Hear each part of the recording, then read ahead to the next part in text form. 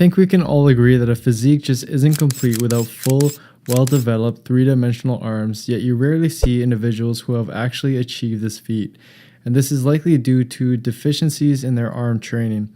In part 1 of this video, I'm going to discuss the best exercise routine for the biceps based on the analysis of several studies and our anatomical understanding of the arms.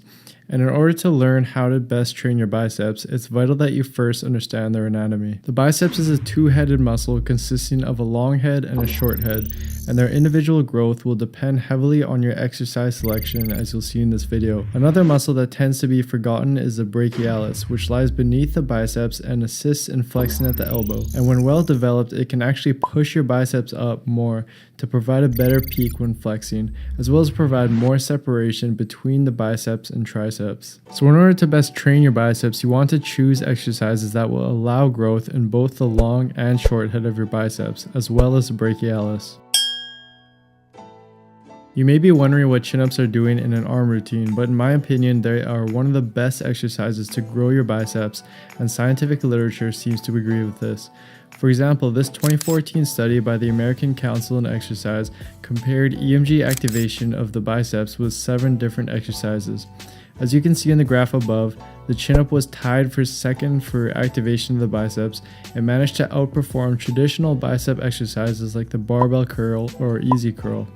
And the reason I'm opting to start with chin-ups for biceps as opposed to concentration curls, which perform better in terms of activation, is 1, because it's a compound movement, and 2, because research like this study by Hughes et al. Has shown that the biceps are comprised of mostly type 2 muscle fibers, which best respond to training with heavy weight. In fact, one study by Legali et al.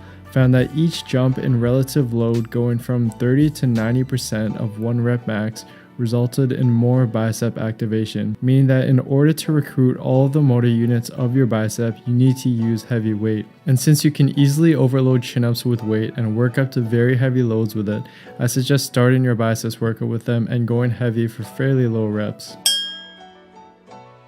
This second exercise will be used to put more emphasis on the long head of your biceps, but keep in mind that both heads will always be activated to an extent during any elbow flexing movement. But the reason it emphasizes the long head more is because when you perform a curl when on an incline, your shoulder is put into a hyper-extended position. So it stretches the long head of the biceps, which runs over the shoulder joint. And since the long head is placed in a greater stretch position compared to the short head, it's now able to produce more force. And as demonstrated in this study by Oliveira et al., the long head will be active throughout the whole range of motion rather than just the beginning or just the end, which is the case for many biceps exercises like preacher curls.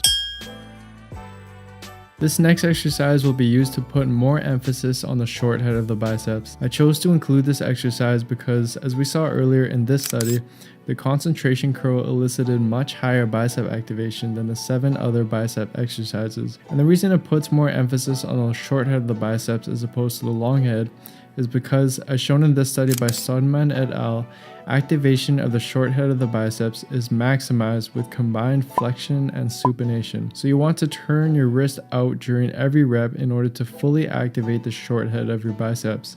And another great thing about this exercise is that it minimizes the involvement of the anterior delts, which often come into play during curling exercises. In fact, the study I previously showed by the American Council of Exercise not only showed that the concentration curl had the greatest bicep activation, but the activation of the anterior delt was significantly lower during this exercise than all of the other bicep exercises. This is likely because during this movement, the humerus is pressed against the leg and it doesn't allow the upper arm to sway, which helps fully isolate the biceps. One researcher also noted that there may be something mental going on as well. The fact that you can visually see your biceps working throughout the movement may in fact help with this mind to muscle connection with your biceps.